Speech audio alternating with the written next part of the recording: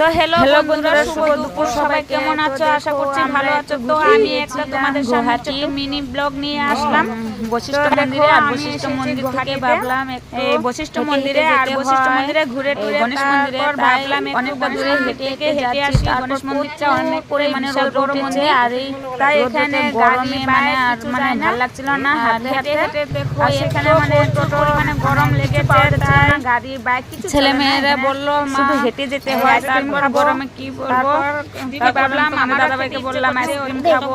ছেলে মেয়ে সবাই বলেছে আইসক্রিম খাবো। তারপর আইসক্রিম ঠান্ডা জুস আমরা সকলে মিলে খাচ্ছি। এখানে আমার বোন আছে, সকলে মিলে দাদাভাই আছে, বোনে আমার আছে, বোন আছে, ছেলে মেয়ে একটা সবাই আছে একসাথে। সবাই তোমাদের দাদাভাই ছেলে মেয়ে সবাই আছে।